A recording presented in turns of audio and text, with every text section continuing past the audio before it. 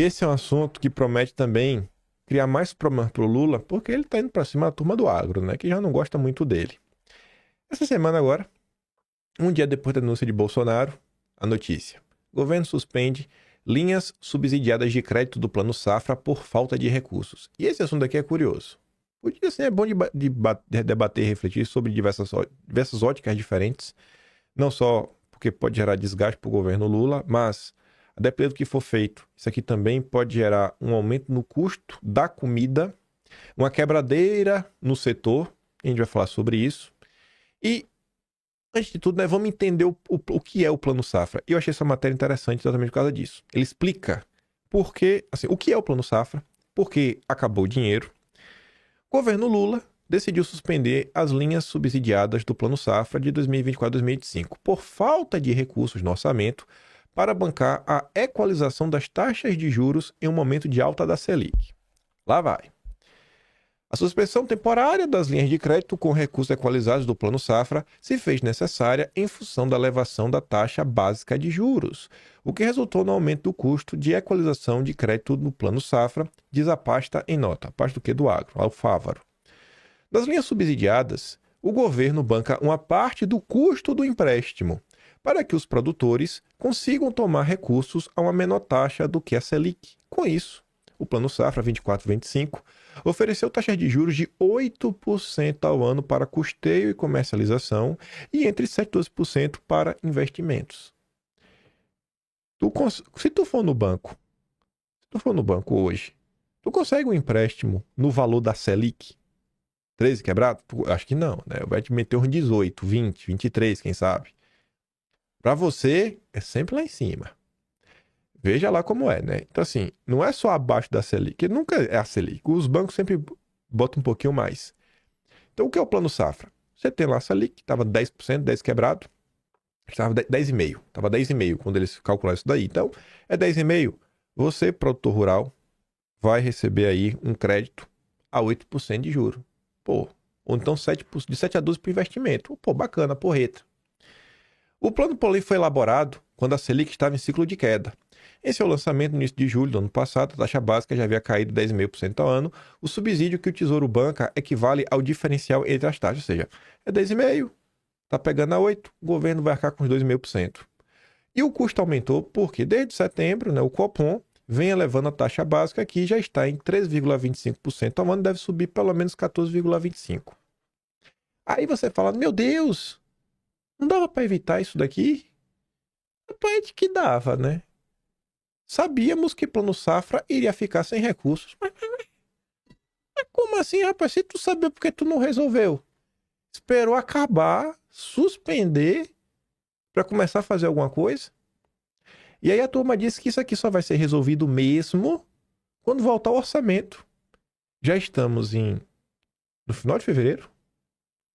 Já estamos entrando em março. E o orçamento, que deveria ter sido votado ano passado, não foi votado ainda. Gente, o Brasil perdeu todo qualquer respeito, toda qualquer segurança jurídica. Como é que a gente pode já estar em março e nem sequer votou o orçamento? Essa é a relação do executivo com o legislativo na era Lula. Rapaz, se isso fosse na época Bolsonaro, acho que o pessoal ia enquadrar num crime de responsabilidade. É uma irresponsabilidade sem fim. Mas tudo bem, vamos continuar. Essa questão do Plano Safra, como falei, tem diversos aspectos para você olhar e é coisa bem curiosa. O Renato aborda uns, eu já trago outros. A suspensão do crédito rural não é só um problema de orçamento. É o tipo de decisão que muda o jogo, define quem sobrevive e quem não aguenta o tranco. O financiamento encarece, mas não para todo mundo. Os grandes empresários, tipo a turma da JBS, seguram a pressão. Os pequenos e médios produtores, talvez, né, possam ficar pelo caminho ou acabarem sendo engolidos pelos grandões. Essa não é uma simples turbulência financeira, mas um movimento que pode acelerar a concentração do setor. Se os pequenos e médios quebrarem e os grandões comprarem tudo, você vai ter cada vez mais monopólio. Deve ser só uma coincidência? O agro brasileiro sempre teve espaço para diferentes perfis de produtores, com médios e pequenos desempenhando um papel essencial na dinâmica do setor.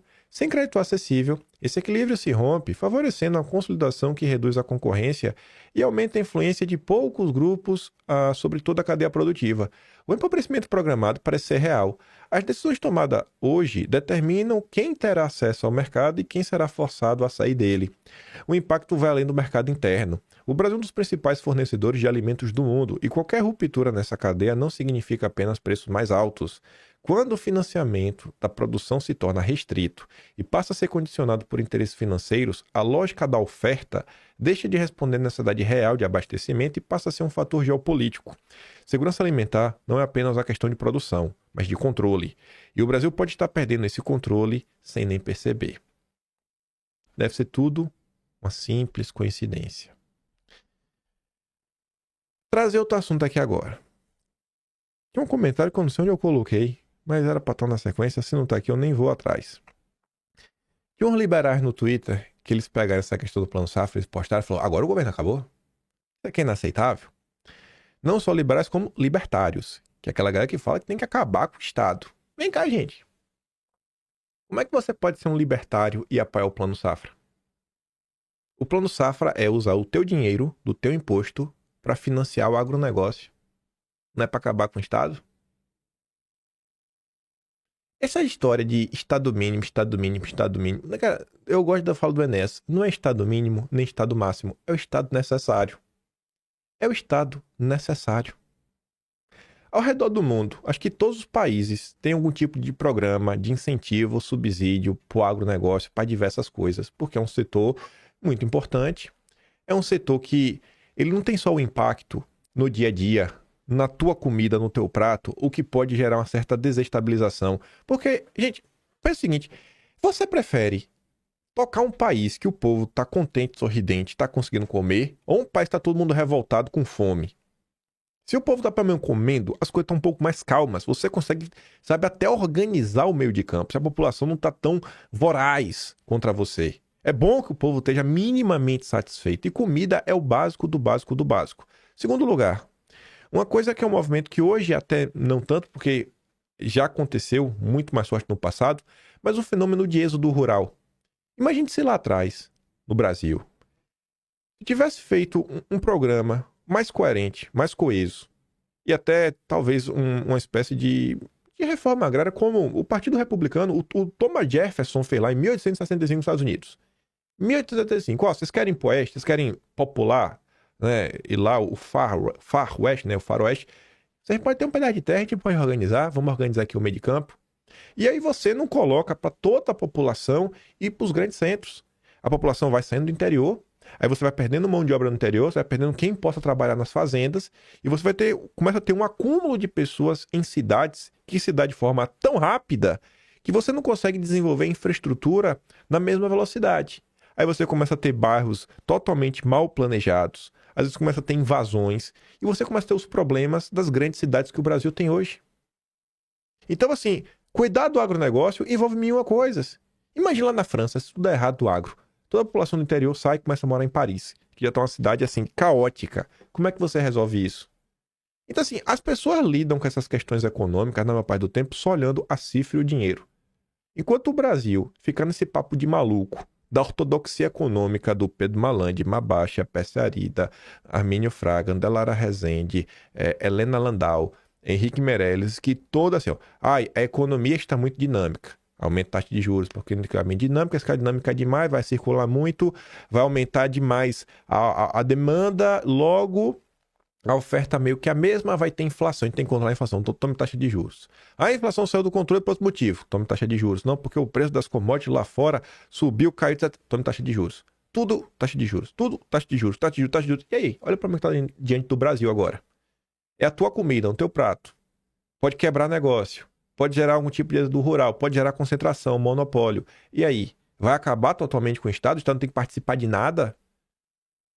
Então, assim, é um simplismo que tem no debate no dia a dia, que qualquer coisa que você pontua, ela vem, não, mas você leu Adam Smith, mas você leu... Cara, não tem coisa que é só senso comum. Já ouviu falar dessa palavra? Senso comum? Qualquer pessoa que raciocina deveria parar e analisar isso daí. Olha a experiência de coisas que a própria história mostra, o passado, um passado muito mais recente, até o presente. O que está acontecendo em outras nações. Mas não. Aí agora tá lá os liberais. Meu Deus, o plano safra acabou. Mas vocês não são contra o Estado ajudar tem que acabar com o Estado? Eu acho que tem que ter o Estado necessário. Nem muito, nem pouco. O necessário.